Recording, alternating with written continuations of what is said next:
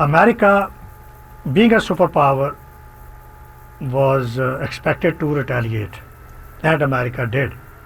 The American President George Bush, he gave a speech that today we are in a state of war, and all the countries, they have to join us in the war on terror, because the terrorists, they are the enemy of the whole globe, and so join us, and those countries who won't join us, they will also be considered as terrorists, and they will also be targeted.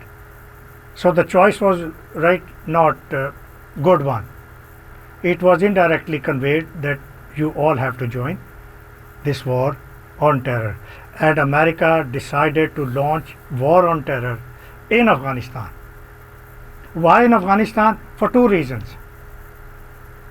For the one reason, Taliban were the ruler of Afghanistan, and they were supporting the activities of Al-Qaeda, and they had also given protection to Osama bin Laden. Rather, they have given the status of royal guest to Osama bin Laden, and therefore America decided to topple the government and to bring a pro-American government over there. And the second objective was to catch Osama bin Laden and to crush Al-Qaeda organization. So with these objectives, in order to fulfill these objectives, America once again contacted Pakistan. America did not need Pakistan, but again it needed only the geography of our country. It was only interested to use our geography. Why? Because if you see the map, Pakistan shares the longest border with Afghanistan through Durand Line. And so Americans, they planned that we will take over the space and territory of Pakistan, and from here we can very easily target southern area of Afghanistan, where we can target Kabul and we can target Al-Qaeda. So Pakistan was contacted. Richard Armitage, he was Assistant Secretary of State. He contacted Pakistan and he said that we need your support. We said we are ready and for every kind of support which you need, and history is witness that we have been always with you. Richard Armand and got annoyed. He said, no, history begins today, and if you don't join us, we are going to bombard you back into the Stone Age. So that was the threat which was given to Pakistan, and Pakistan was given a couple of hours to take the decision and inform the Americans. So General President Sharaf, he convened a meeting of the Corps Commander, and within 8 hours Pakistan decided to be American ally once again, the frontline ally against the war on terror.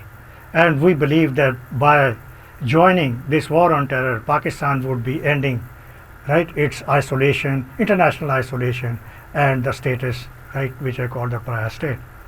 So this is how that once again America needed Pakistan because of terrorism, and Pakistan was warned or threatened to join America and support America.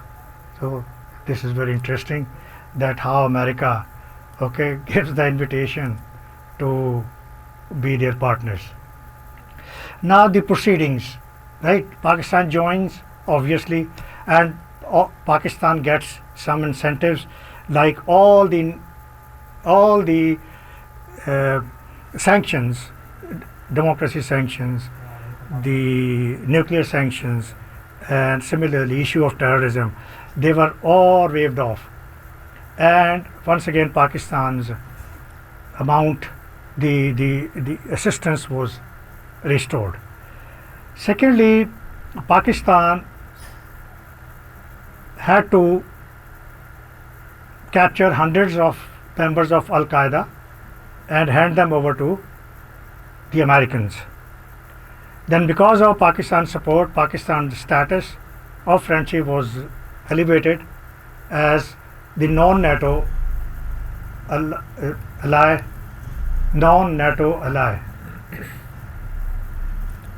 And this operation proceeded successfully. The Afghan government was removed within 2 weeks, and Hamid Karzai was installed as the president. He was pro-American, and then the Americans and the NATO forces, or you can say coalition forces, they started their operation to hunt Osama bin Laden and also to track and to eliminate the members of Al-Qaeda. Now the Americans, they were successful in the initial days and the initial years, but they could not find Osama bin Laden. And then right after eliminating almost 1/3 of the terrorists, they believed that very quickly we will be completing the task and we will be swiftly achieve the objective and we will go back. But it did not happen. The American forces, unfortunately, they bogged down in Afghanistan. They never expected that this is going to be a prolonged war and it is going to be a difficult war for them. Now the remaining Al-Qaeda members and Taliban, they crossed the border from Afghanistan and they came into the tribal area of Pakistan. You know, the border is porous between both the countries. And they started their terrorism activities once again from the tribal area back into Afghanistan. They targeted the American forces, American convoys, and important military installation, etc. And therefore the Americans, they got disturbed. And as the casualties started rising and the situation in Afghanistan started deteriorating, and Americans, they could not restore the stability over there, so they started pressurizing Pakistan that Afghanistan situation is not improving and the situation of terrorism is not improving because of Pakistan's selective operation against the terrorists. Pakistan is not playing the fair game. Pakistan is dodging. Although on American pressure, we had deployed 120,000 Pakistani soldiers in the tribal area to eliminate all these terrorists. And yet the Americans, they were not satisfied. So what happens? That this friendship phase, almost after 3 years, it begins to crack.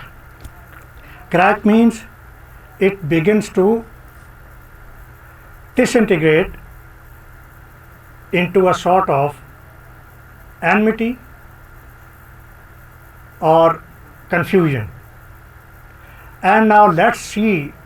Now the friendship phase is going on. Okay, 9/11/2001. But in 2005, now things, they started getting bad. And the relationship, it started deteriorating stage by stage. So what happens? Okay, what are the factors which in fact create fissure in this newly established alliance after 9/11/2001? The very first thing was that as the Americans, they were not satisfied for the performance of Pakistan army in the tribal area, and they believed that this is the place from where all the negative activities they are going on against the coalition forces, and they are in fact creating more chaos in Afghanistan. So they believed that Pakistan is playing double game, and they put pressure on Pakistan to do more or zor lagao. Now that was very interesting, that America was demanding more from Pakistan. We already deployed so many forces, and then if you see, Pakistan did its best. And then the second demand of Americans was that Haqqani network is the most dangerous faction of Taliban, which is operating from the Pakistan side, and you are not taking action against it, so go after it. So that was the second reason. And next, when Americans, they believed that Pakistan is not doing more, they started drone attacks into the tribal areas of Pakistan in 2005, by the end of 2005. And these drones attacks, they were conducted, and this led to more problems between both the states. Because what happened? Whenever a missile was fired from the drone, there were few terrorists who were decimated, but there were more deaths of the civilians. अगर 10 terrorists मरे हैं तो 50 civilians भी मरे हैं. And it led to the collateral damage. The civilians, when they saw the casualties and when they saw that we are being bombarded without any reason, so they got infuriated, they got frustrated, and they believed that it's the collaboration or connivance of Pakistan and America that they have joined hands in conducting the drone attacks. Therefore, they also turned against Pakistan or Pakistan Army, because they believed that Pakistan Army is doing the American agenda, and they started targeting the army soldiers. And then, right, as the things they deteriorated in the tribal area, so the terrorists, they also started spreading into the remaining parts of the country, and very soon they were able to take control of the country from Karachi to Khyber, and they started their operations or the terrorist activities within the country. So Pakistan, which was just an ally of American war on terror, becomes a victim of the same war, and now it was itself engulfed by the terrorists, and it was in deep trouble. But yet America was not satisfied, and America was continuously putting pressure on Pakistan. But from 2009 onward, okay, for 14 years this has been the constant mantra of America, to do more, to do more, to do more. Then Kerry-Lugar bill was passed in 2009, $7.5 billion to be given to Pakistan in 5 years. And again it was humiliating for Pakistan, because Americans believed that Pakistan is not spending the money for the right cause, and the money is being siphoned off, and it is going to illegally to the pockets of the various stakeholders. And therefore this time Americans, they put a condition that after every 6 months we are going to overview your performance against the terrorism, and if the performance is satisfactory, only then we are going to release your 6-month installment, otherwise not. So this was really upsetting, right, for Pakistan, because Pakistan was already, right, doing so much, and Pakistan was already right in a state of war. Now next we move on to 2011, and there were 3 important events in 2011 which led to the decline of the relations to the maximum. Number one, Raman Davis.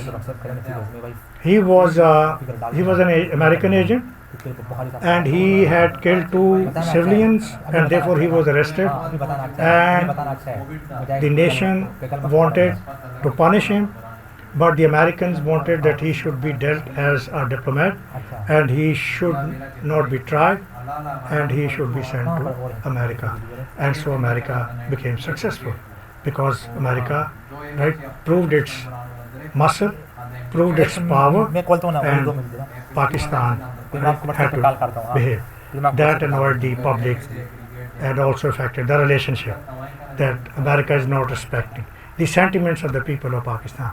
Number 2, it was Abbottabad operation. In the mid of 2011, what happened, that 4 American aircrafts, they came at Abbottabad and they bombarded a compound, and they claimed that Osama bin Laden was residing here, and they killed him. Now that was a very embarrassing situation for Pakistan, because Pakistan has always been telling the world or Americans that we are not harboring the terrorists, we are not giving protection to the leaders of the Afghanistan, leaders of the terrorists or the Al-Qaeda.